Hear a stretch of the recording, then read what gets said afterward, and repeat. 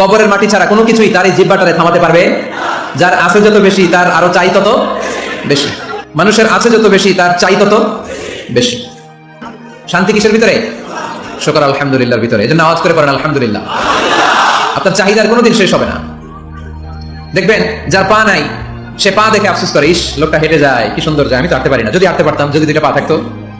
যার পা আছে সে সাইকেলওয়ালাদেরকে দেখে আফসোস করে, ইস আমার যদি একটা সাইকেল থাকতো তাহলে তো হাঁটা লাগতো না, সাইকেল দিয়ে বাজারে যেতাম।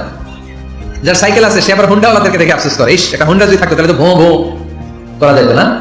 হুন্ডাওয়ালার আফসোস আছে, প্রাইভেট কারওয়ালাদের দেখে তারা আফসোস করে, ইস আমার যদি একটা কার থাকতো তাহলে তো কার চালাইতে পারতাম। যাদের প্রাইভেট কার এদেরও আফসোস আছে, ইস আমার যদি একটা হেলিকপ্টার যদি থাকতো তাহলে তো উড়াল মারতে পারতাম, ঠিক না?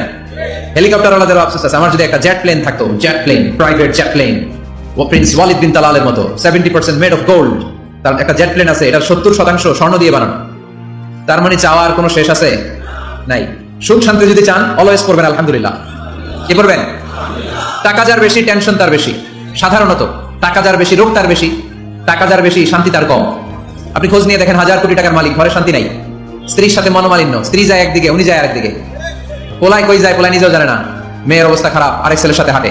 তো এই হচ্ছে এদের লাইফস্টাইল। সবাই না, আল্লাহওয়ালা যারা তারা ভিন্ন। রাতে এদের ঘুম হয় না, অনেকগুলো ঘুমের ট্যাবলেট খেয়ে ঘুমাতে হয়, ঘুম আসে না। কিন্তু রিক্সাওয়ালা, কুলিওয়ালা, দিনমজুর, এদের রোগবালাই আছে? কথা বলেন। খাওয়ার সমস্যা আছে, ঘুমের সমস্যা আছে, শুইলেই ঘুম আসে, যেখানে রাইত ওইখানেই কাই। এই জন্য সবসময় শান্তি খুঁজতে হবে। কি খুঁজবো? শান্তি দেওয়ার মালিক কে? আল্লাহ তুমি এই দেশটাকে শান্তিময় করো।